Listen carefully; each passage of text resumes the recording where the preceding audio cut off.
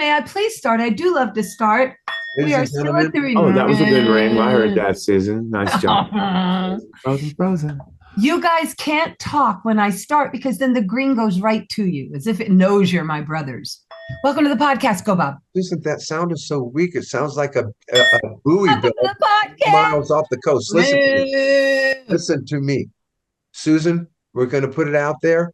We're going to set you up. She's been auditioning since the beginning of this podcast to be our sound effects girl. Okay. So we're going to set Susan up with a sound effects booth. She's going to have everything she needs, not just cows. Look, she's got a little car that doesn't have a motor in it. We'll get a motor in there for her. And she can produce all the sound effects for the podcast from that day forward. We're going to work on that. Thank you. Yep. But until then, she's still screwing it up. No, I'm not. Everybody loves our beginnings. Welcome everyone to the Cowsill Podcast. Bob, Paul, would you like to take it from here? I'd like to say something, and that is that when we're out on the road and we're doing our concerts, we love talking to the people, and it's fun to have these people say, yeah, we listen to your podcast, man. We love it. And then we have the opportunity, me and Bob, to go, are you hearing Susan's cows? Are you hearing this bell she thinks she's ringing? And they all go, no. There was one guy that went, oh, yeah, it's the best. No. But other than that, that's not true. That is I can't believe you hijacked and made me think you were actually going to start this podcast with something legit. But no, you're just boning on my cows and you're on we're talking about the beginning of the podcast. Susan, all right, what do you want to say? Let me say something, then you rebut, Susan, because I'm backing Paul and he doesn't even know this. Of course you are. Go. No, I have had at the meet and greets, I have people literally walk up to me with cows that moo, asking me, do you think Susan would want to try this? And I've listened to it and I go, well, she's really set on her own cow, as you can tell, and she's not really open-minded to cows. Not true. I took that them cow. all down. Now what? I took the cow that they brought. It's the Chattanooga chicks brought me a cow. You guys complained about that. Here's the problem, Casties, and brothers. Y'all never give me a chance to execute it. See, you just did it again. You spoke and it went into your box. And that's what happens. And that's the story of my life. Only now it's depicted on Zoom. Guys, I feel like I'm in the bedroom at Indian Avenue. We got to go up real fast now and get into the show. Here we go. See what I mean, y'all? Imagine if we were called Dog Pile. You know, I cannot believe this is happening to me today. Do not keep doing that. Now that I need it to stop. I need this to stop. Why are we going to stop and listen to your electric cows? Haha, you couldn't hear him because I was talking over you like you do me. Okay, I'm done. I'm going to call Marie Osmond and she will do the cruise. I can't believe it. Paul, put that away. I will leave this space. So on the Cowsills calendar, hey, Paul, those are pretty good moves. Not featuring Susan. Yeah. Oh, sorry. I got to get rid of him. Featuring Marie Osmond. She's going to sub for me. What? You're being defensive. You know, okay. You guys are being rotten. I'll go get Sting. We're starting to look alike, and he can take my place now. Right, no, you have to get Ted Danson, and he can't sing. No, actually, look, it's truly Henry Winkler. Sometimes, listen, I've had grandchildren look at a TV screen and see Henry Winkler and go, Uncle Paul, Uncle Paul. Yeah. We all look like Henry Winkler. God bless him, and the fact that he's still out there looking like us. And John doesn't look like Henry Winkler. Who does he look like? Timothy B. Smith. Oh my God, you're right. You are right. Currently. Wow. Anyway, okay. Hey, John's going to be on as a guest. Our brother John. Oh, that's going to be great. He just got back from a cruise. We'll ask him how they do their cruises. We know how we do our cruises. Guys, didn't you think that was Bill Walton? I did. Who's that? Well, here's the deal. John sent us a picture from his cruise ship with him and Bill Medley. But I have to back Paul up a little bit. It did look like Bill Walton. It did. The only thing that was different was the height. The height. But we didn't know what Paul was talking about at first because Paul emailed back, oh, yeah. I'm going, oh, I knew it was Bill all the time. because Oh, said somebody else. Then Paul said, well, we're at Humphreys, and he always comes to the concert in a big chair that I fits always in. get him his chair.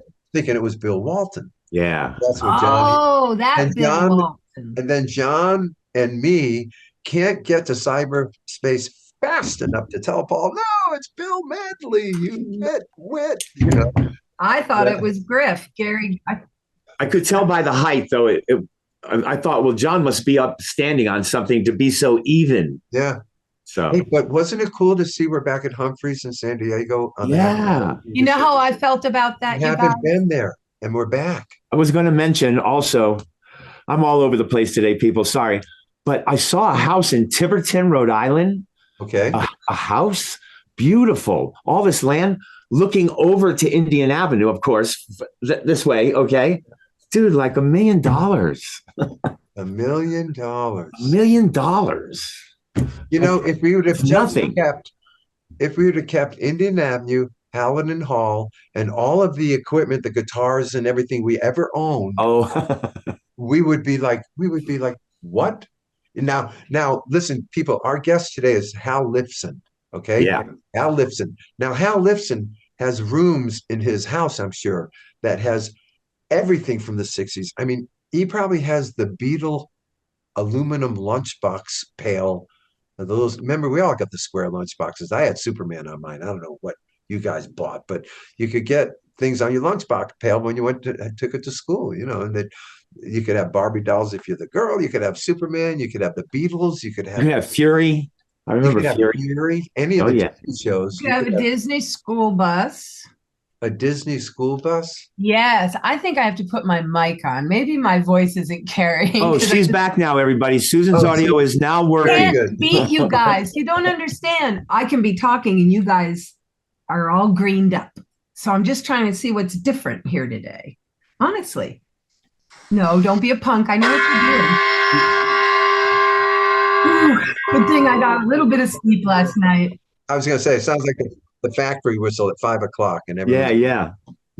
Hal Lifson is our guru of the 60s. Okay. Yes. That's who's coming on today. We want to hear all about why he writes this book. Well, it's kind of like a coffee table book. The pictures are amazing. And anyone who grew up in the 60s, you're going to get melancholy, you know, but you look through it and you go, oh my God, I can't believe how cool it was back then. I guess, you know, 15 cents a gallon gas sounds pretty cool on any decade, right? Yeah, he liked Kanye West too, which was for our visual podcastees. Paul's going to be bouncing in and out again. As you know, we've got this little running theme with the square from Madras, and I'm not talking about Paul. I'm talking about his position on the screen. He's having a little interference. Either the satellites are, either they're spying on Madras and getting in our way. Something's going on in Madras. Okay.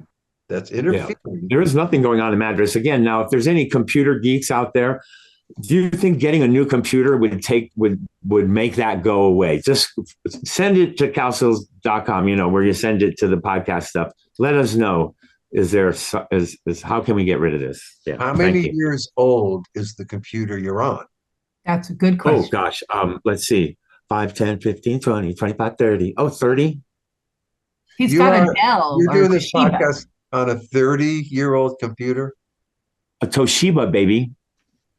Well, I don't know if I should be really amazed with Toshiba and ship brands or tell you, Paul, you got to upgrade. We are. Me and Luann are going to buy a new computer. Are you getting a laptop? Yeah. It'll be a laptop. Everybody, we have to share. We've got to get going here. We're just yapping away here. Right? We're recording. Yes, we are doing it. Not people. Sometimes you start talking and you forget we're recording an episode. Chris Rock's latest Netflix. He's got a big $40 million deal for two runs, you know, and he did this one. It's all about being the woke generation, and it's all about Will Smith, man, and he dials down in it. He slap her around. He's a comedian, Chris Rock. Is that right? Oh, he is so funny, man. It was actor, really comedian. funny. Yeah. Right? Here's the real brilliance. The guy that got slapped by Will Smith. Right. Got it. Real brilliance to me of Chris Rock. He waited a whole year. Look, everybody else gets on the shows, like you said. I'm not going to go on over. Hit me in the face. Right? So everybody else was going to do that, but he's so smart. everyone we're hanging, waiting. Chris, what do you think? What do you think? He waits a year. Yeah. Waits and does it on Netflix for all of us to hear. And it's just a brilliant business model. Yeah, but he kills it. Is this thing all about Will Smith or just No. At the very end, he does about a minute or two in his hour and a half show. Oh, okay. But it's very funny. He takes on Meghan Markle, and he takes on everything. And you're waiting for the Will Smith thing. You think, well, this is going to be up front and personal. Man, you waited till the very end before he delved into that. Because it was his hit record, right? He was gonna, they're waiting for that, man. Yeah, it's the big story on the 5 o'clock news. And then a great movie, everybody needs to see it. It's The Fabelmans. That's the Steven Spielberg kind of autobiographical movie. It's great. Yes, biopic.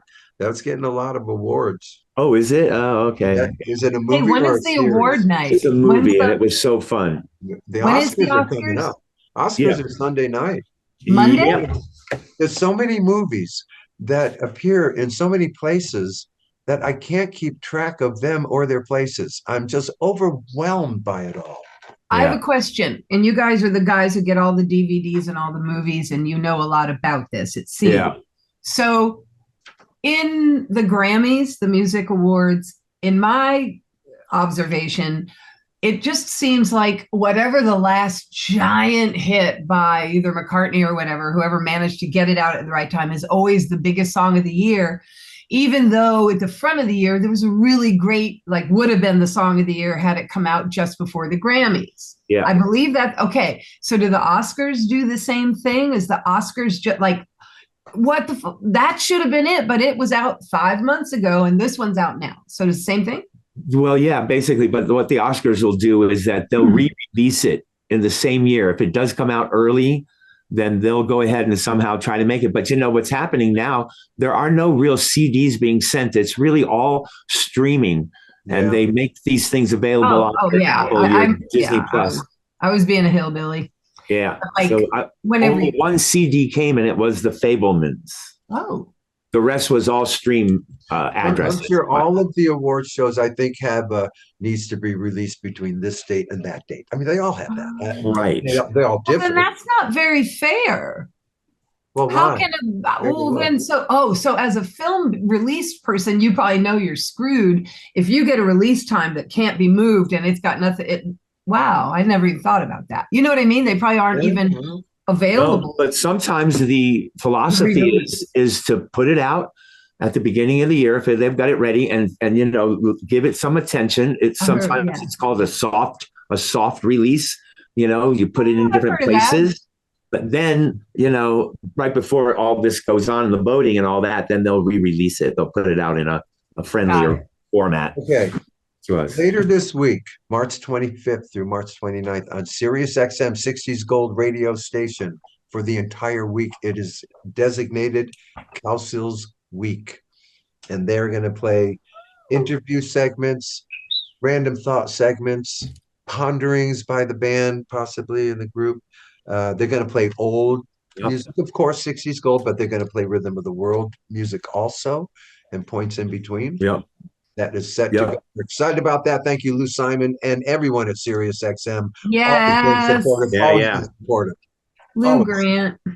I hope they play Some Good Years. I hope they play that in the. I mean, we talked about it, but hopefully they play that one. I bet they do. Lou's pretty thorough. That's a good one. Yep, that's a good one. That's our New Year's song, by the way. That's how I term that now. All right, so we got the Sirius XM. We're all excited about that. Now, we're going to be on the Flower Power Cruise during that week. So maybe we pick it up by satellite. Who knows? You guys on the Flower Power Cruise, you're all tapped into everything. Sirius XM is probably all over that ship during that cruise. What do we know? Yeah. We'll find out. 60s Gold, We won't be able to hear ourselves, though. We will be out on the ocean and not be able to listen to how fun it is. And having said that, it sounds so corny, but if you people are on that ship sitting on a lounge listening to Sirius XM all week, you're probably not doing much. Maybe you ought to get off the lounge and get going on the ports and stuff. Yeah, no, but can you pull us over if you do and go, hey, y'all are on the radio? Hey, maybe they pipe it out. Yo, I heard you today. Cool. That would be cool. And man, what shows are we going to see? What shows are we? Wow, we have got shows. The Yardbirds. We're gonna and Paul said real quick what Paul said about the Flower Power Cruise. You people for next year, 2024, go look. Go get on it. If you want to get on it now, because once this year's cruise takes off, all the people on it are going to sign up for next year. So true. His suggestion was smart. Look into it now if you think you want to pull that trigger. Super smart. Yeah. But then, heck, you know what we could do? I mean, we got to see Godfrey and the Yardbirds. We got to see. There's so many shows. Oh, I got to go to that. Well, I got to go to that. Are the zombies back? Who are the guys we saw with the two dudes? Yeah, they're back. But are they the full zombies? Band? No. Well, it's so funny. I don't know if they're the full band, but it says how they announce the lineup. Yeah. And zombies are always the first band that they mention. And then the Yardbirds are like the third band they mention. Yeah. And those guys are here. And then all of us, we're all down below. Littler ones. They must be smaller really writing. popular. Yeah.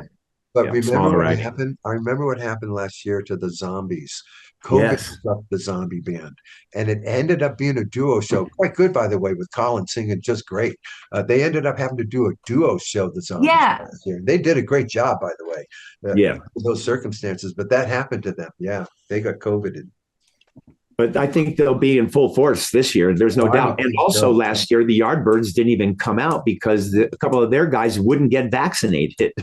Oh, yeah. Yeah, you're either damned if you do or damned if you don't. Well, now that group, no, it says they're on, so they must have this year they're on, but last year they were supposed to be on and they didn't come on because they didn't get vaccinated. So they changed their mind and got vaccinated, or the cruise seemingly. Yep. They have to, because we have to get tested 3 days before, all of us. Yep. You guys, the testing thing is going on again out there. I talked to Waddy, who's going out with Stevie Nicks, and they are not only not able to hang out again, he said it is doubled up. And here is why. Because what they experienced last time, and when James went out with Jackson and it was heavy, heavy, heavy, nobody goes anywhere for really hardcore. But people still did, and people got sick. And what's happening on these giant tours is they have to get subs. And that is not okay when a Jackson Browne or a James Taylor or Stevie Nicks goes out. And evidently, on the last ones, which were supposedly locked down, Audie said, man, people were getting sick, and we had to get subs. And we can't do subs. It was like, some bands just can't. Yeah. So so this year, he said, they have to test, like, I think every other day they have to do 2 kinds of PC. He was like, it was a trip.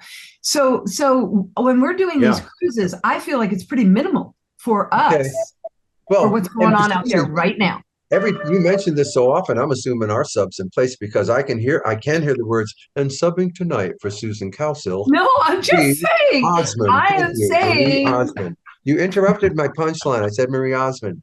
Oh, sorry. I'm sorry. I just started talking normal again. Okay. I thought it was. Did you hear that? It's amazing. I can't control this thing today. I don't know what's up. These are my written jokes. Look at this. Come on. I write these things. Oh, okay. Well, yeah, Marie Osmond. Tonight for Susan Cowsill, please welcome Marie Osmond. I think that's pretty cool. I do too. And I have. Ladies and gentlemen, please welcome. Yeah. Hey, Paul, that's a pretty good voice. Paul. From Salt Lake City, Utah. Okay, so we got the Flower Power Cruise coming. Everyone knows that. Hey, Vinyl Day, April 22nd. Rhythm of the World in green vinyl is coming out. So get your copy, okay? It's going to be a whole new oldie green vinyl experience. Phonographs are being sold again. Hi-Fis are being sold again. Albums are being sold again. It's all going back again. Unbelievable.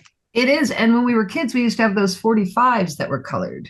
If everyone remembers, or maybe you guys didn't. Maybe that was my Geno. Hey, did we finish talking about Oscars? We're trying to get categories, folks, to keep us focused. Now, I remember the word Oscar. I remember one, see the Fablemans, and then off we went again. Oh, wait, because I took us on a tangent about the Grammys and asking you guys if there was the same policies That's with what the happened. releases. Susan jumped to the Grammys. I'm sorry. She went into a different genre. Today, guys. That's it. Hey, Not trying. When we were at the Grammys and got to give an award and stuff because we weren't getting one, and back then you were real excited to give an award even though you weren't getting one because the people that were getting them were your heroes and who you looked up to.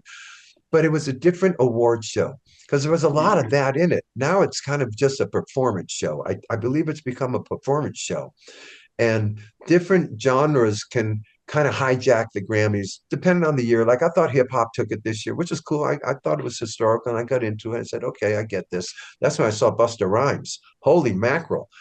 I talk about the most words in a rap song. I don't know if you guys saw. Isn't he an old guy? Yeah, here's the beginning.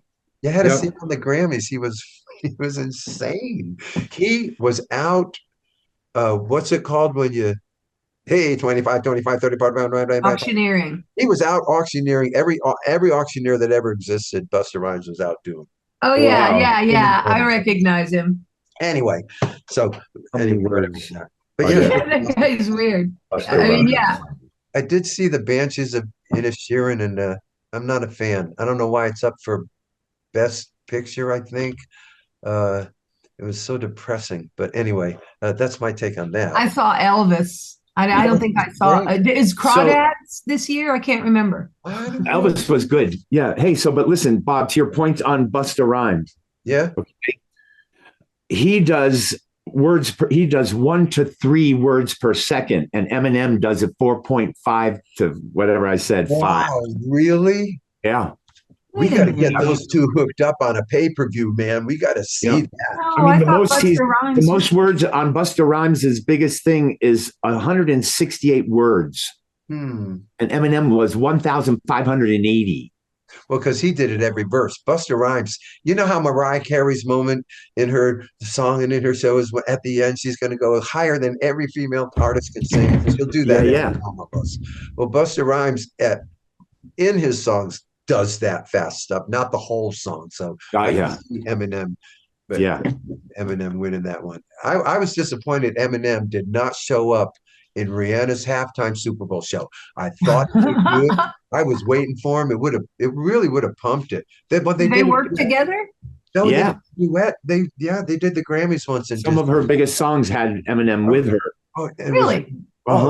Check it out. It's a great combination of genres. Did not know that. Maybe he thought it was a little weird looking and he didn't want to get in an outfit.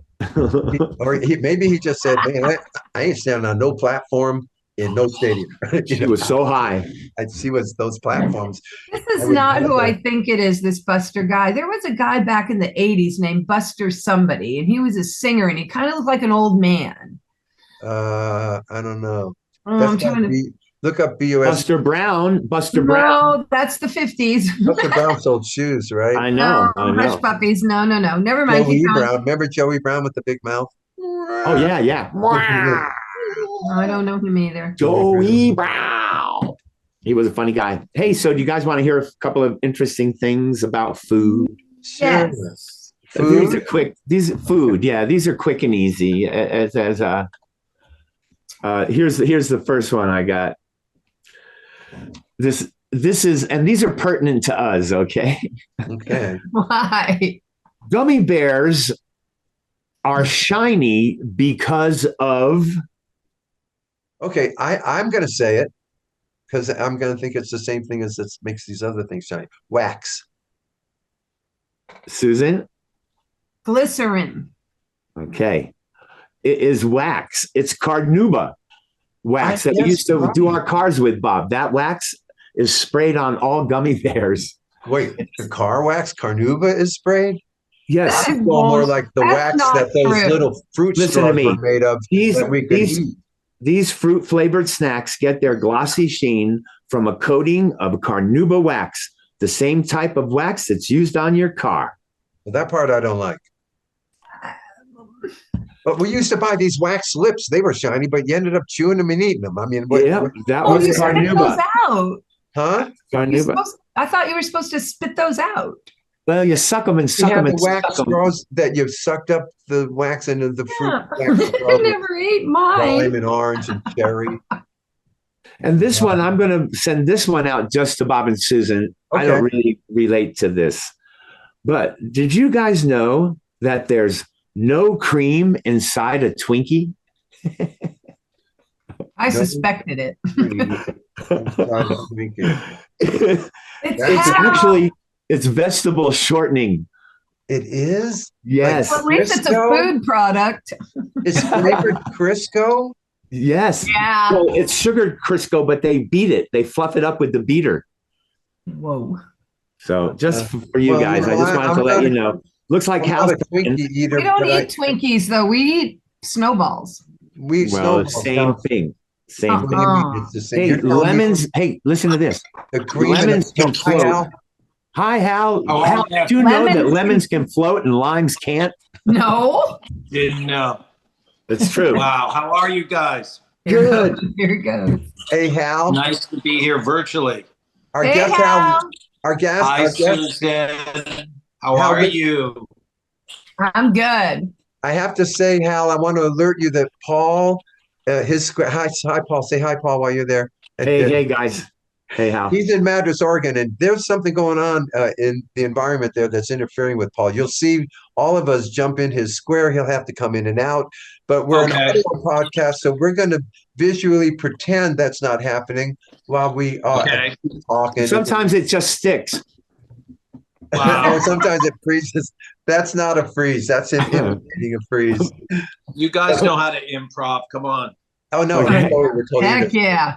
Our guest, everybody. Ladies and gentlemen. There's so many titles to this guy, okay? You know, the publicist and the writer and the author and all that business. But then there's things like the guru of the 60s, the professor of the 1960s. I don't know. For some reason, Hal Lifson got this image. And now he was part of it, you know, younger than me. He was more like Susan. You're more like Susan's age, right? Yeah, I was born in 1960, so I started right at the beginning. Wow. Okay. At the beginning. So we're going to get into, and he's publicist, and he's hobnobbed in Sinatra world. That's all we can call that, because we're so distant from that. We just call I it knew that was going to happen. a different world. He's done that. He's done so much and still is doing much. We'll get into what he's doing now later. But Susan, take away. Start getting into this guy's deep. Susan, find out how come this gentleman right here was a little baby embryo and just fell in love with the 60s. I will, Paul. All right, Hal. Here's how we like to start this show. I know that when you were born, you didn't know you were going to end up being the guy you are, doing all the stuff you're doing, right?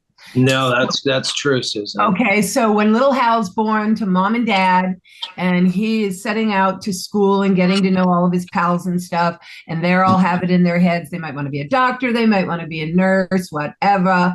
What is it you were thinking you wanted to be, and how did you parlay your love?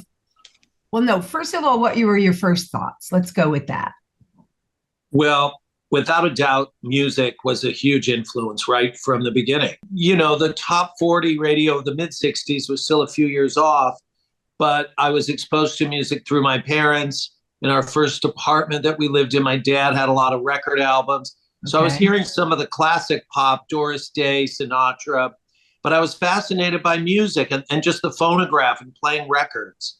And I think that led me to another level of appreciation for music, which was I started to play the drums when I was pretty young, 4 or 5. And your brother was a big influence as one of my drummers that I could identify with, John Cowsill. He wasn't really much older than me, a year or two, and yet he was a professional drummer. That's right. In a big rock group, the Cowsills. Very inspirational to me, as well as Ringo and the other big drummers of that moment, of that era. Charlie Watts. Let me ask you something. May I stop you? So were you more interested in music at first, would you say? I was. As a boy, I didn't know really that. was. That's good to know. Keep going. Yeah, music was a huge magnet for me because we had our little radios and music was very accessible. There was no internet, obviously, but the radio became the voice. And there was a tremendous amount of variety of music played on the radio in the 60s. That changed later on when they went into all the formatting and niche marketing with all the different types of music played on all the different stations that you couldn't listen to everything anymore. But I was hearing Cowsills music alongside Herb Alpert and the Tijuana Brass and the Doors, and it was all thrown in the mix together. So it allowed young people to develop a much more broad appreciation of music. As you're growing a little older, and music, and believe us, folks, music in the 60s, it just connected all of us. We're bonded with Hal. Hal's bonded with us. The whole generation is bonded by this. And makes it a very unique experience for all of us that experienced it together. But as you're going through this, Hal, and it's affecting you, the Beatles are affecting you just as much as it's affecting us. Did you ever? Absolutely. And you want a drum? I mean, did you ever get into? Well, the Cowsills were unique for me because you were regular people, or so it seemed, and you had a voice that was still competitive with other pop artists, and you were unique in that you were a family. And the whole thing was before the Brady Bunch, obviously before the Partridge Family. There would have been no Partridge Family without the Cowsills. So I think that because you were first, there were movies about families like Yours, Mine, and Ours, which really was the basis for the Brady Bunch. But there was no rock band that was a family like you guys. So it hit me at a place at my young age of 5 or 6 where it made me believe in it. And it made me feel like, maybe this is attainable. The Cowsills managed to get on TV with music. Right. So I really took an interest in the drums very early. And I'm sorry for your parents. Did you have bands in your high school or grade school? Did you perform music? Did you want to be a performer? I was very serious with drums for the first 10, 12 years of my life. I took lessons at a couple of the music studios on Ventura Boulevard in the Valley. I practiced a lot. I took it on and I loved it. And I remember the first drum set I got, I was so excited. So drumming and having a drum set and identifying with professional musicians just through my own bedroom experience, it was very important to me. And I did branch out. I was interested in sports, but I always gravitated towards the pop culture side of things. So for example, with football, my first hero was Joe Namath because he was kind of a pop icon outside of football. It wasn't just football. And, Sandy Koufax was a huge idol of mine that he was a hero, and Batman on TV, and then the Green Hornet a year later. And I always gravitated towards that type of pop culture where it was larger than life or had a kind of an escapist element. Okay, let me try and ask you this then. So when did you go from kind of a musician kid? Did you ever have like a little band, or did you reach out for that in any palpable way? And if you did, where did it go to? And then you went, you know what? Nah. Well, I pursued it up until mid to late teens, where I thought maybe this will be my career. But by the time I finished high school, I was a really popular drummer at my high school because it was a small school. But a real moment of awakening for me, sad but true. First year of college, I tried out for the jazz band at the University of the Pacific, which was known as a music school. And I thought, I'm going to get in the jazz band. I mean, I was the best drummer at my high school. I didn't get in. I wasn't even close. I mean, there were guys 16 years old that could read music, play jazz, like they were at the Newport Jazz Festival. So I started to realize as you get older, the competition, like with athletics, it gets a lot deeper. You got to be really good to compete. Yeah. So I kind of backed off it, I think, in favor of having a more conventional behind the desk career. Awesome. Which isn't the most inspirational way to explain my life story, but. Go ahead, Paulie. Hey, Hal, your mom and dad, though, did they backed you? If this is what you wanted to do, then hey, go for it, Hal. I'd say yes and no. My dad was a drummer, not professionally, but he played pretty well and he loved music. So he supported me playing the drums. But the minute I started talking about being a drummer, and I thought that's the kind of drummer I want to be, a studio drummer. So I can play with different artists, different bands. I won't have to travel as much. I thought I figured it out. But I still couldn't get it past my parents. They did not want me to pursue music. Not that that was the only reason I didn't. but they did discourage it, I think, to a degree that I figured I'd stay in entertainment, which I did. I always wanted to be in the entertainment business in some capacity. Yeah. So that never changed. I've always had that interest. But pursuing life as a drummer did start to fade. And the competition, I started to see and realize that I grew up in the same neighborhood basically as Jeff Piccaro. He was North Hollywood. I was Encino. He was only a few years older. And by the time he was 17, he's playing with Sonny and Cher. By the time he's 20, he's on Steely Dan albums. So, I mean, the bar keeps raising really high. And I think there was just that sense of reality that making it as a studio drummer, when you had guys out there like Jim Keltner and, Hal Blaine and so many others, great drummers. No, but it's the funny thing about that, Hal, is there weren't so many others. This few were so good that they did everything. That's what it seemed that way. I mean, Hal's name gets bandied about a lot because of who he played with, the Carpenters, the Beach Boys. But if you really know music, you know that there were drummers like, so many. Ed Green. Not as many people know his name. Or Harvey Mason became a huge studio drummer in the 70s, more with funk and R&B, but he played with a ton of people. Played on the George Benson Breezin' album and the early huge George Benson albums. And then, on and on, drummers that really became icons because of the artists they played with. There was an incredible drummer that played with Luther Vandross. Yogi Horton was his name. And sadly, he died very young in his 30s. But he has a video on YouTube. Anyone who's a drummer should watch the Yogi Horton drumming instruction video because he's magical. And yet many people wouldn't know who he is. I've never heard because of him. he did die so young. Well, never heard of him, but he was incredible. And what started to happen with drumming's the same as music. It got very kind of fragmented. So there were funk drummers, R&B guys, and then rock guys, that could play the Van Halen heavy metal style. And then there were guys that could kind of do it all, like Clem Burke with Blondie, who's still an incredible drummer. I saw Clem with the Go-Go's actually at the Whiskey. The Go-Go's had a show there last year, and they sound incredible, but their drummer had a hand injury. So Clem Burke played drums with the Go-Go's. Wow. And he's just incredible. And still touring with Blondie. They're going to be at the Hollywood. We use this guy, Buddy Seltzman. Buddy Seltzman is who we used back in the old days. And Buddy, the drummers we used, had a big relationship with their arrangers. Now, the arrangers that did all those charts back then are going to use the same musicians. But Glenn used to come down. I had a cover band at Fox and Hounds in Studio City, and Glenn used to stop by and play drums with us, the guy from Blondie. Really? Yeah, we just a good cover band, but he loved it. There were certain drummers, Bob, that were kind of low-key personality, not flashy, no drum solos. And one of them was Frank Sinatra's drummer, who was used on tons of Sinatra records. Irv Kotler was his name.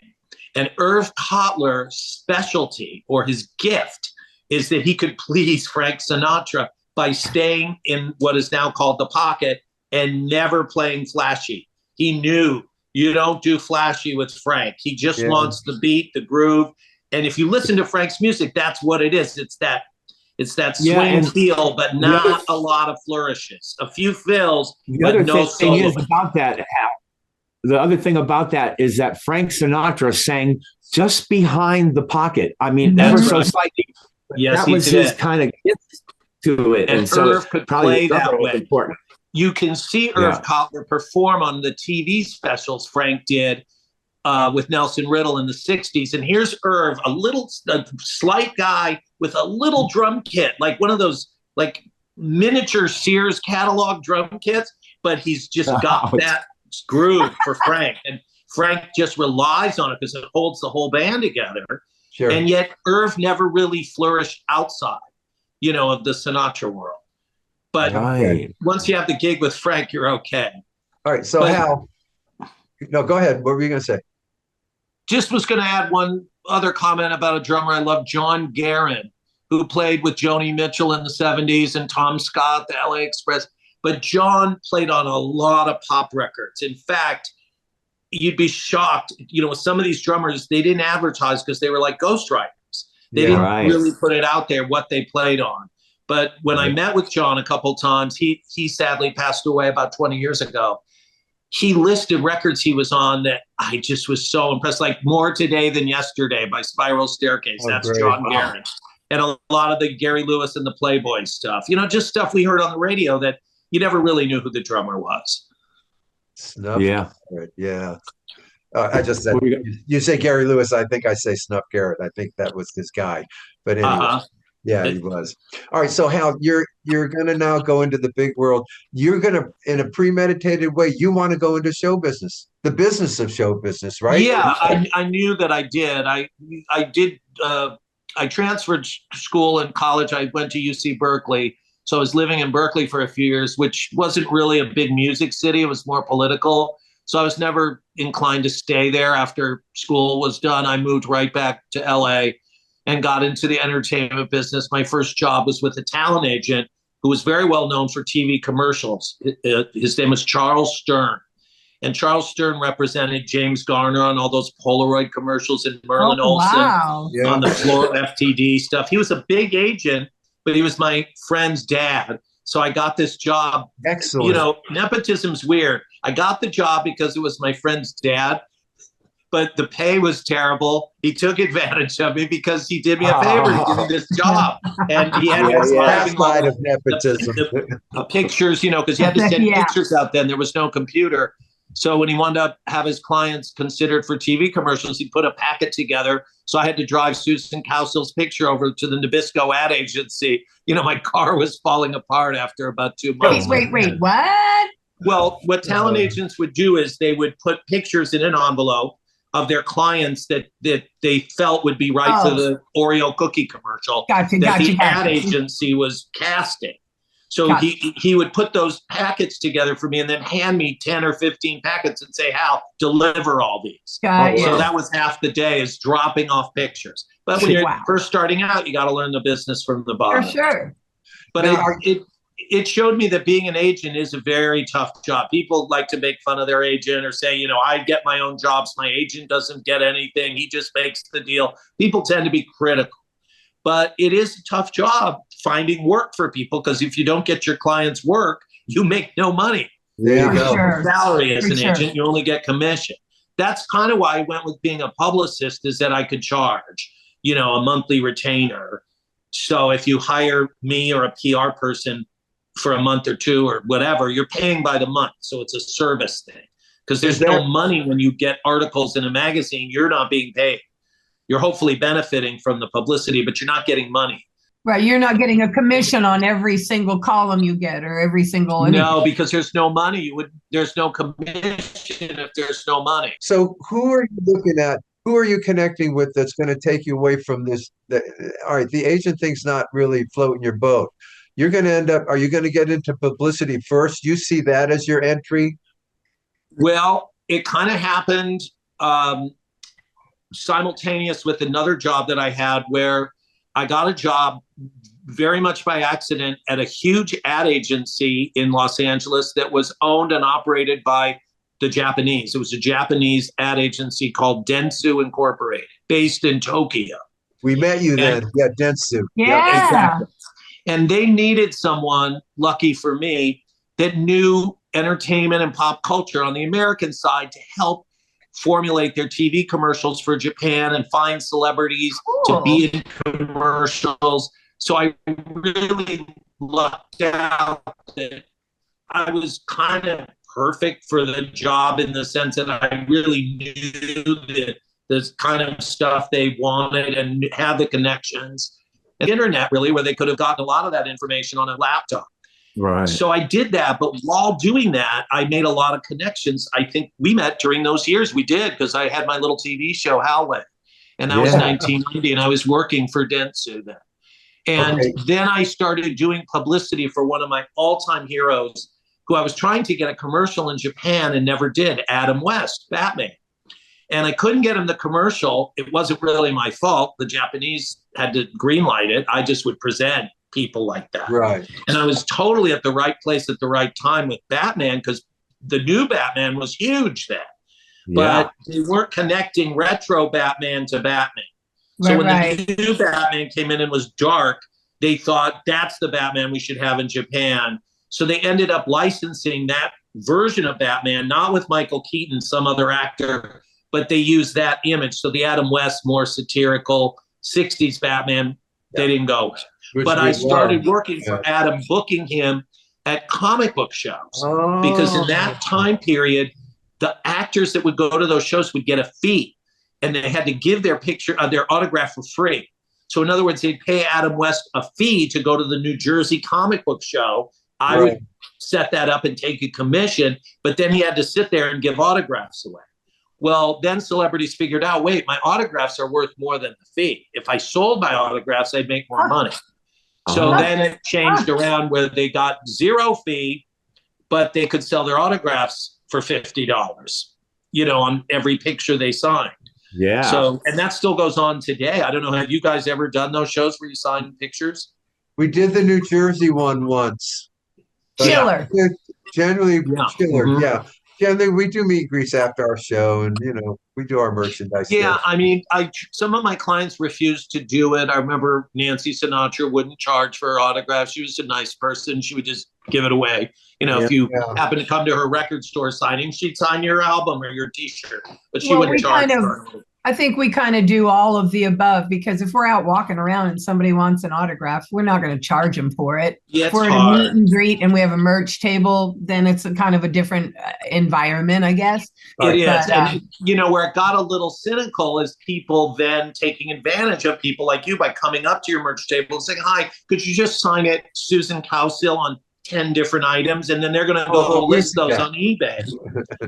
Oh, we know.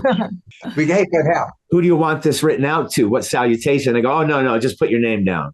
That's when we know. Yeah, Hey, and even then, I mean, pardon me, sorry. No worries. It's a personal choice if you want to do it for someone. Yeah. So you mentioned Howland. So you're going to be a publicist, and and Nancy Sinatra and other people are coming in and out of your life. You're going to be an author. But there is a part of you that wants to be in front of the camera. So people to this day, if you go to YouTube and just YouTube the Cowsills and Hal Lifson and look at Howland, it's still there from 1990, 23. Yeah, that's amazing. And I did quite a few of those shows. Yes, you did. And I remember the one we did so well. But those were the early days of cable. Were you on some frontier run or something that you were doing? It was public access TV is what they called it. You paid to be on it. But it was such a, fun venture to have your own TV show. This was before YouTube.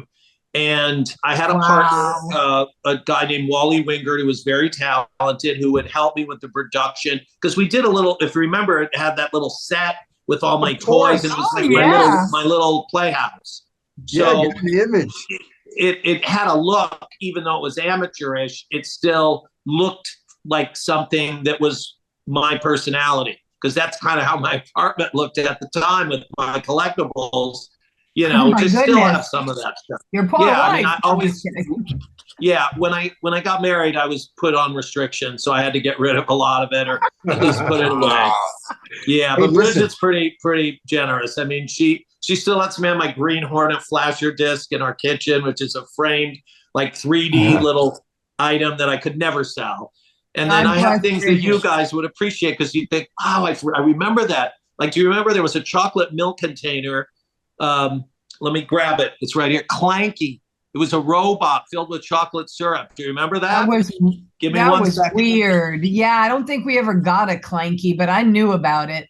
Very odd item. A walking container of chocolate. Our chocolate thing was Bosco. Bosco, yeah. Bosco. Guys, my screen has gone nuts. And then Mom tried to push Ovaltine one day, and we went, what's that? Okay, a few treats. We'll do another show where we deal with the collectibles. Oh, look at this. I love it. Yeah. That's Clanky. Yeah, I remember that. I remember that. We didn't have it. We didn't get it. I used to get this at Thrifty Drugstore. And it was like a competitor to Bosco syrup, but I love the little robot. And people obviously say this because I found one on eBay. Then there was another one, Great Shakes, and it came in this little plastic container with powdered We did things, that. and you shake it. They had a commercial you can see on YouTube with the Yardbirds for great shakes. Oh, that's Also, In Hal, there was 1966. Shake a Puddin'. Remember Shake a Puddin'? Shake a Puddin'. This one was rare. Big Shot. This was a soda in a can. So you see what I have here. This is, where most people have stocks and investments. Hal has the Big Shot and the Clanky. Oh, Wow. You sure do. And finally, one last item for today. The original oh my God. There it Cactus is. Cooler. That is my Canada Dry. favorite drink. Wonderful Oh, he loves combination of those. pineapple and orange soda. This was the first year. This can is very rusty if you saw it in person. Oh, Because I Is love it stuff empty? like that. wow. So Hey, Hal, is the fluid still in the cactus cooler, or is that an empty can? no, that's evaporated. I Okay. do have a tube of Prel concentrate shampoo, which I probably shouldn't have used as much of. I might have had better results with my follicles. But Prel concentrate. Do you remember the commercial where the husband would toss it in the shower? Oh, yeah. Okay, one last departure. Let me show it to you. Let me tell you guys, that Prel, that had the strongest smell to me. That Yeah. Prel, that looked like it could eat my hair. Never mind. Yeah, clean my hair. yeah. Oh, The used that's stuff that intense we were stuff. putting on our Look heads at back this. then. Yeah, we You're not had gonna that. see this Is that too Prel? often. This That's is it. about half full with shampoo. Look at This that. has to be 60 something years old, right? Mid 60s. This is easily 60 years old. Wow. There it is. And years ago, when eBay first started, people were selling things like that Of for not a course. lot of money because they didn't think of it as, buried treasure. They were just being told, get it out of here. And then they felt like, wow, I can make some money. But what started to happen in the early days of eBay is people would bid on it like it was an auction. Yes. So if you had the cactus cooler up on eBay That's right. and That's three right. guys started arguing That's over right. it would sell for $250. Yeah. Well, after a few years of that, it reversed itself and people started acquiring too many collectibles and then the price started dropping. Because then Gotcha. people wanted to sell it yet again and people thought, nope, already had it. Don't need another Etch-a-Sketch. Don't need the original Nerf ball. I got it. It's in the original box. Don't need a Super Nerf ball. Ball. So, Can I steer us one way? Can I ask my Sinatra question? Yes, Of course. you can. Thank you. Here's my Sinatra question. Paul's frozen. Very handsome pose there, Paul. Yeah, it's nice. Oh, I wish I would have kept it. I know. Hal, here's my Sinatra question. I know you worked with Nancy. I don't know how many years, but you're going to work with Nancy. My question is, Yeah. before you worked with Nancy, like when you first saw Nancy and you got to meet her and you're going to talk about working together, did she say anything akin to, I'll have to ask my dad? And Well, did I'll you give have you a to- good answer on that one. First of all, the fact that I got to work for Nancy again came kind of sideways because I was working at the time for Rhino Records. And we all remember Rhino is the label that would reissue all these great 60s albums, the Standells and Love. And Richardson. that's what they were doing.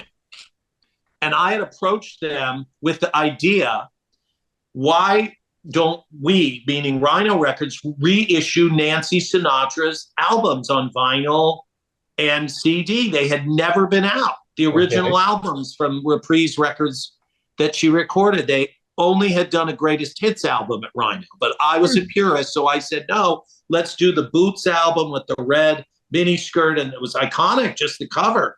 And the Sugar album where she's got the pink bikini. I figured just these covers alone would sell the product.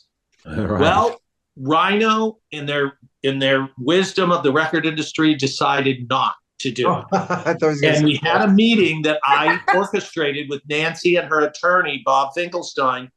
And I was devastated because in the meeting, you know how Hollywood goes. You don't have to hear this from me. Oh, yeah, we love you, baby. And that's how they were talking to Nancy. So I figured we're in, we're going to do it. After the meeting, Help her it they again. said, Hal, we're not going to reissue all her albums.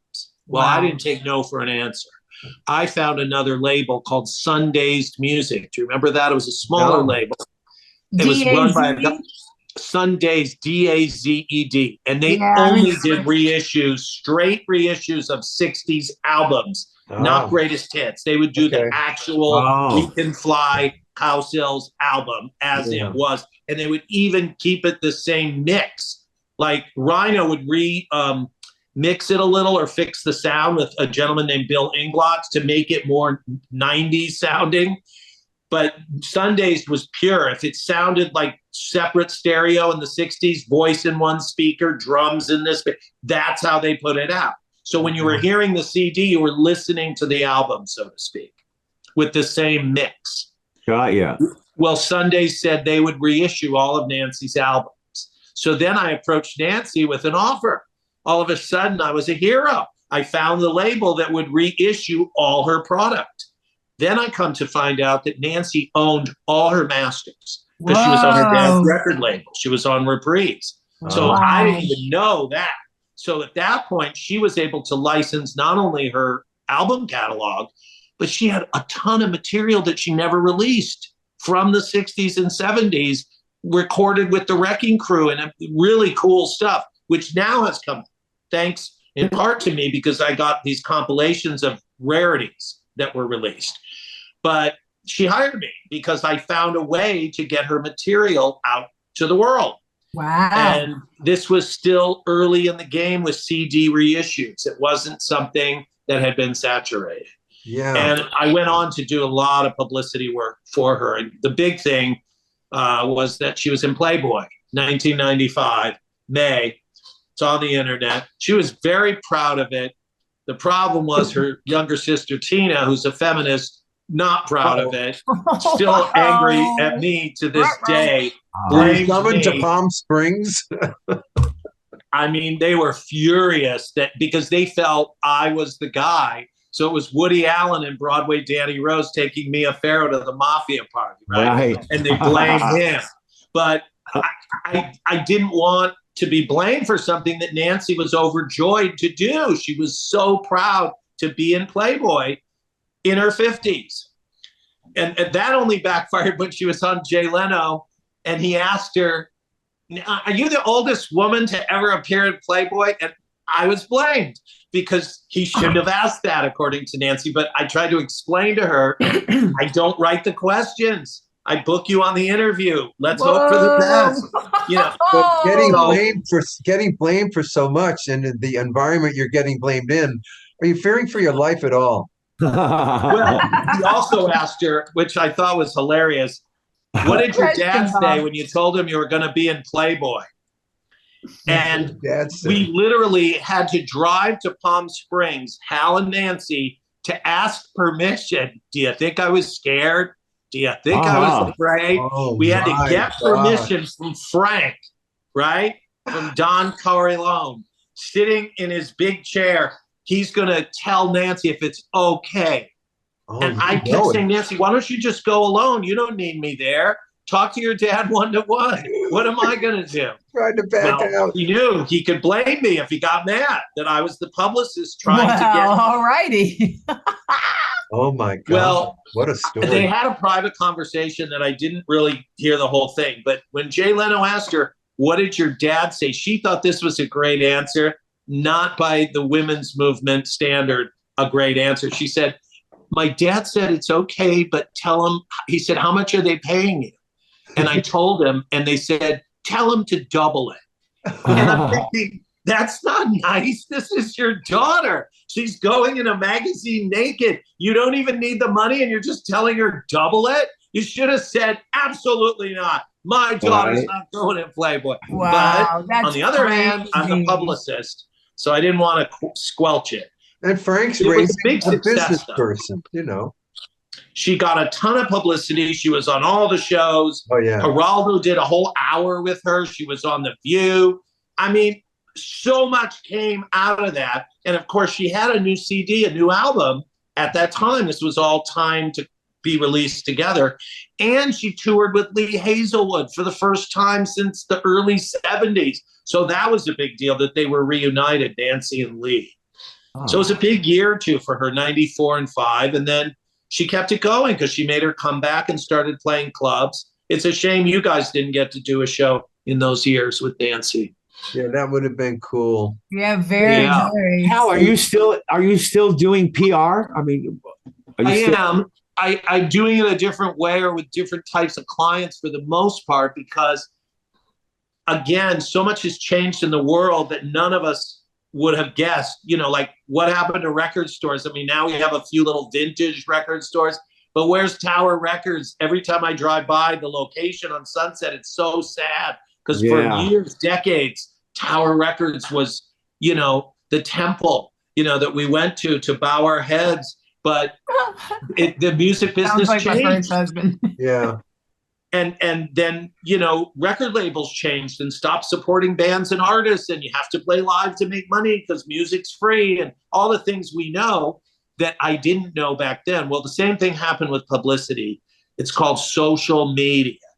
When social media got huge, everybody's their own publicist. They don't need Hal Lifson. They do it themselves. They go on Facebook, Instagram.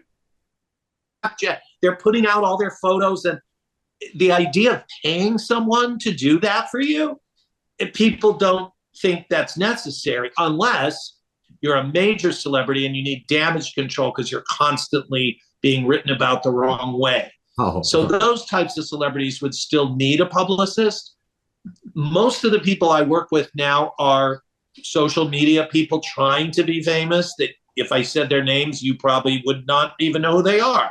My job is to try to get their name out there more. But I also branched out away from entertainment people. So, for example, I have a dietitian now who's the head dietitian for Gelson's Markets in Southern California, and getting her publicity. A plastic surgeon in Beverly Hills who's from Ghana, Africa, and he's an amazing person who does all these incredible things with surgery. In fact, he got a ton of publicity on this that I had nothing to do with. He unglued the girl that had the glue on her head, the Gorilla Glue. Did you remember that? Yeah. He flew her to Los Angeles and came up with a concoction to get the glue off her scalp. It was like super glue on her head. Yeah. And he removed it. His name is Michael Obeng, Obeng. Fascinating person. So I help him with his PR. But Hal, aren't you describing a kind of a new role? Because it's easy to hang your shingle. It's easy, and you better hang it because no one's going to hang it for you. I get that. But the new role to me is the person who's talented and gifted at helping people get people to their shingle. You can hang it. How do you get everyone to it? You have to be super aggressive. Like I became friendly with an architect named Jeff Daniels. It turns out his wife, Beata Pozniak, today is the actual day. She is the woman who lobbied Congress to bring International Women's Day to be recognized in the U.S. Today is International Women's Day. And I just got Beata. She's a fascinating woman. She literally, because International Women's Day existed in other countries, but it was not a thing in the U.S. I just heard that yesterday. Yeah, 1994, Beata Pozniak, who's a poet and an actress and many things, but she's a political activist. She lobbied and got Maxine Waters to go to Congress and make International Women's Day a recognized day.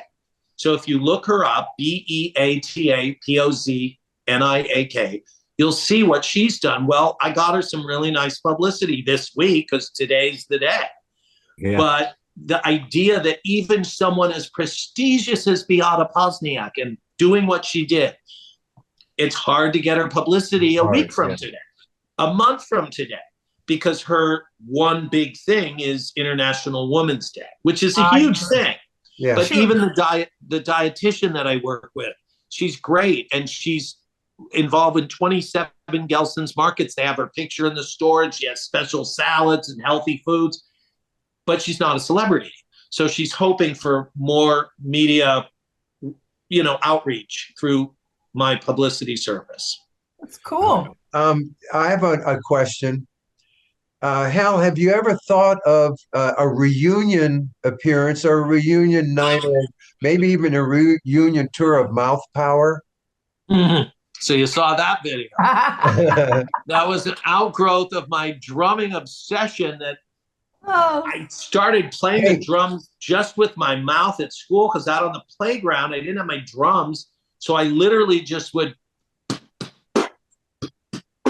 making the noise. So when I got home, I had the beat going. Wow. And then the Gong Show came along in the 70s. And ironically, I wrote to you earlier about Kevin Gershon, who was my friend way back in the day. Yes. Kevin is the trumpet player on Mouth Power. Oh, That's he Kevin. is in there? Oh, my God. And Kevin, who's an incredible person, he literally got his first job in LA radio.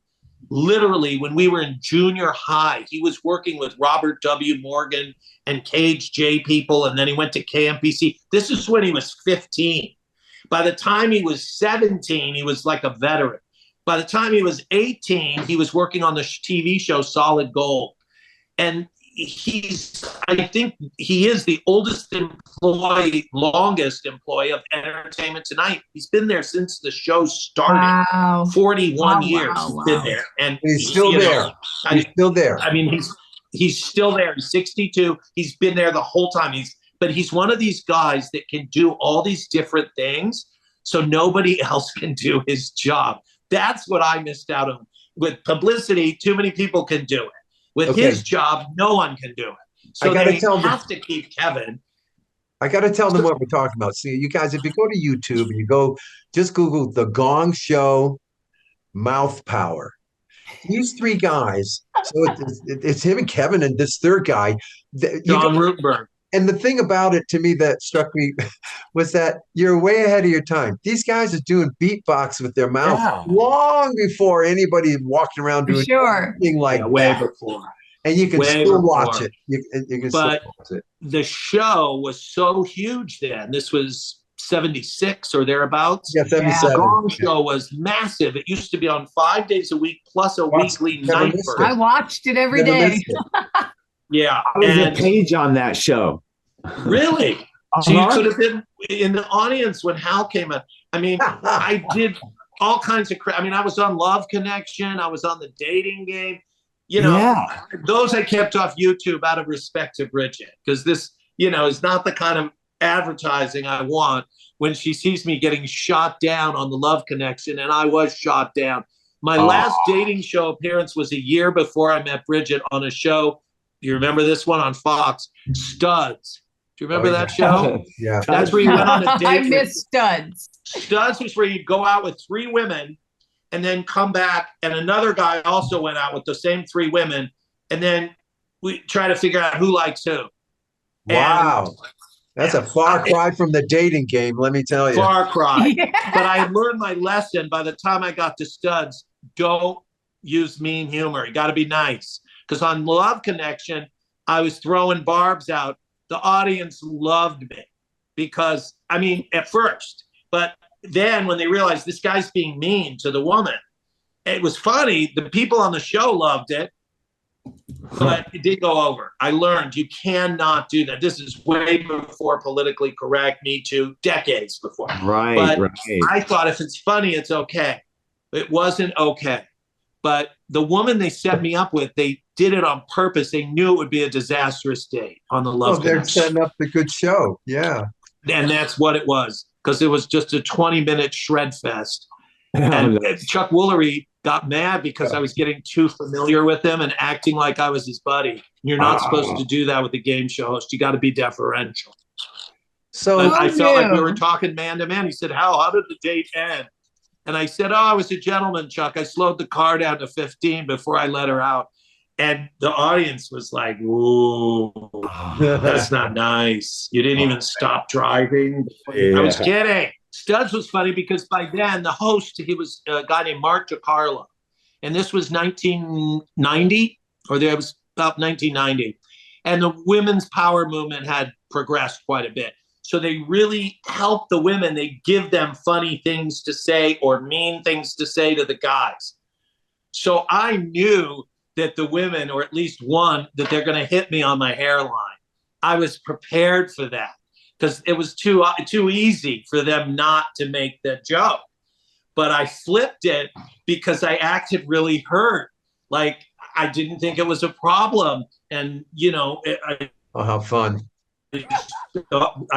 I said, I referenced Jack Nicholson or John Malkovich, saying, are they losers? Robert Duvall, is he a loser? So then the audience liked me because I was, nice about it. One of the 3 women on Studs was a ringer. She was writing an article about Studs for a magazine, and I found that out. Oh, And I wow. didn't like that because she was totally insincere in going on the show. She was just looking for a story. So she was really mean to me. Her first name was April, but she was very diminutive, so tiny that her feet didn't even go off the end of the couch. Very miniature person. So she had shredded me for the whole time we were on. And I just was very nice about it. You know, Bob Newhart, didn't get raffled, didn't get upset. But at the end, I said, she said one more mean thing. And I said, well, you know, the host said, do you think you would want to go out with April again? I said, I don't know. It's December. I think she's going to be busy up at Santa's workshop putting a train set together, implying that she's one of Santa's helpers because she's small. And the audience hated it. It hated it because it was like all of a sudden I had been nice, but then at the end they saw, wait a minute, he's mean. He really is mean.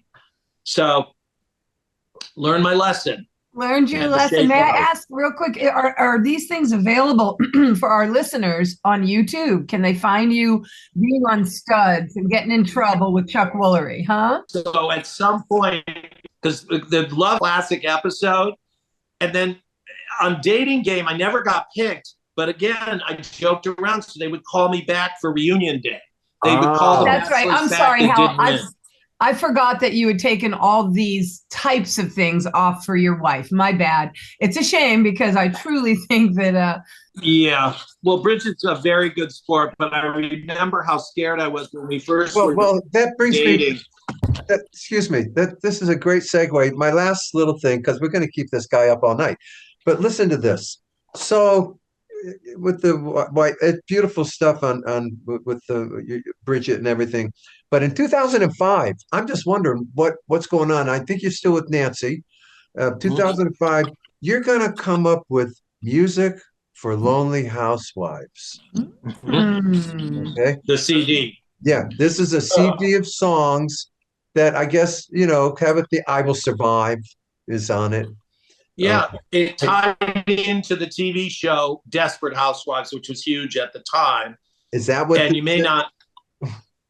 A year before that, or 2 years before that, I did 3 CD compilations. The first one was tied in with my book, the year 1966. So there was a CD with songs of 1966, but I put some commercials on there.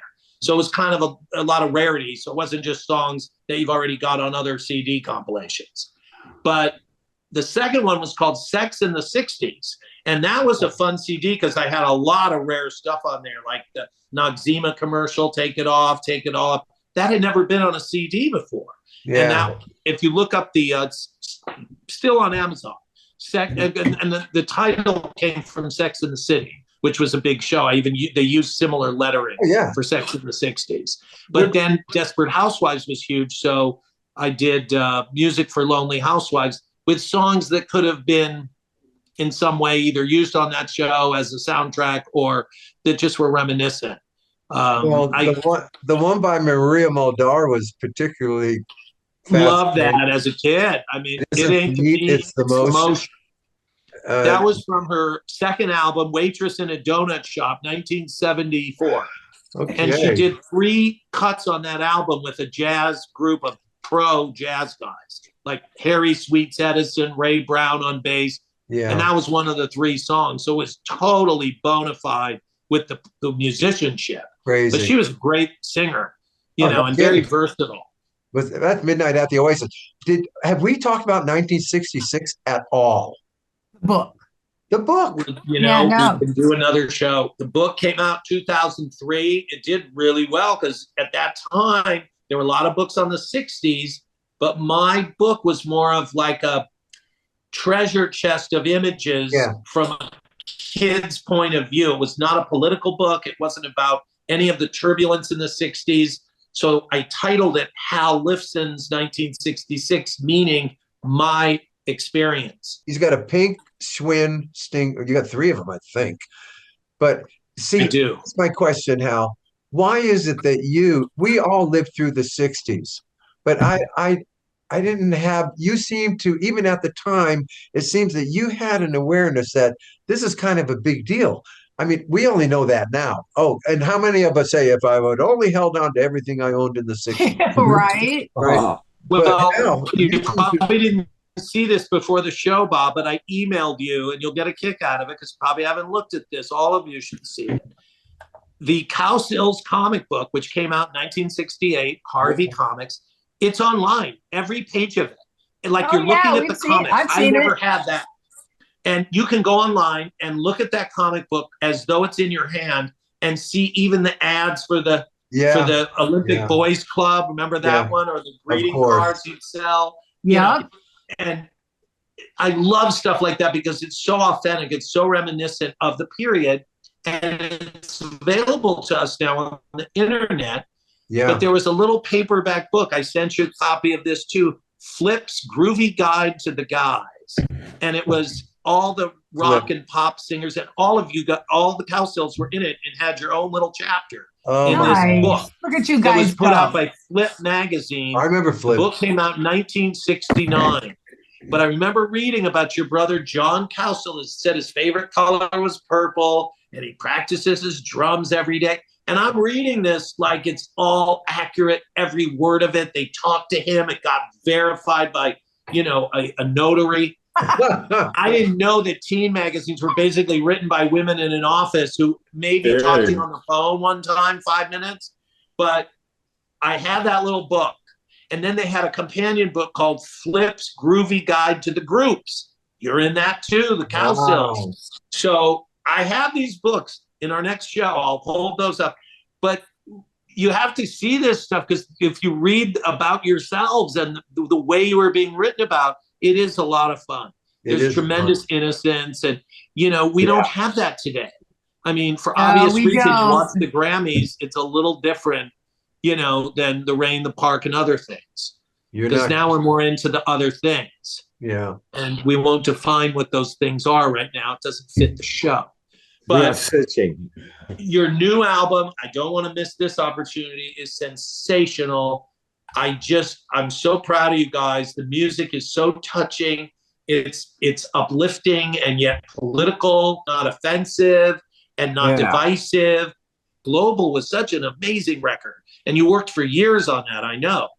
But this is a companion album to Global. And yet it kind of takes it forward because things that were happening in the early 90s when you recorded Global, way different today in the Trump universe, in the divided, are you on the right, the left? There's no middle. You're with us, you're against us. If you don't agree with me, you're my enemy, And that was not going on when you did Global. We were more global. Yeah. It really was a different time. In the 30 plus years since Global, you have put these beautiful songs together. I love the album so much. I really do. And I wish you the best with it because you deserve to really get the attention and the credit for writing and recording such beautiful music. And not only that, but to do that today where you're recording it as though you're at Sunset Sound in 1970. I mean, this music has that feel. I think in the liner notes, you compare a lot of the songs to classic songs that inspired them. Is that right? Yeah. And I hear that in them. And I really appreciate that about your music, that it draws from the classic sounds that we love so much that are still with us. I mean, 60s music never goes away. And that's, again, why the 60s decade is so relevant. We keep showcasing it. Young people keep discovering it. It never disappears. And it keeps showing up in commercials. All the old songs keep showing up. Yeah, that's been going on since the 80s. I mean, when the TV show Moonlighting was big in the mid-80s, they were using 60s music. And that was only 20 years after the 60s. Yeah. Now it's 50 plus years and the music's still strong. So I wish you guys the very best. I can't wait to see you in person this summer at the Happy Together show at the Saban Theater in Beverly Hills. I'll be there. Yes. Beautiful. We will make sure that you are seated, my friend. Yes, we will. And I'm one of those people that buys a ticket, okay? There's no freeloading with Hal Lifson because I've been on both sides of that. You know what I mean? Because as a publicist, everyone would ask me for free tickets. No doubt, dude. I don't do free tickets. I support music. Okay. I can't spend the money at Tower Records. I'll give it to the artists. Right on. We will stay in touch and see you and Bridget that night and make sure. And we do appreciate you coming on, Hal. Love to you, your family, Hal. Yeah. Best of luck to all of you. I love you guys. Love you too. Love you. Just keep making this amazing music that continues to inspire and make us feel like there is hope for the music industry, courtesy of the Cowsills. Thank you, Hal. Sounds like the end of Hal's podcast. Thank you, sir. We will see you soon. See you guys later.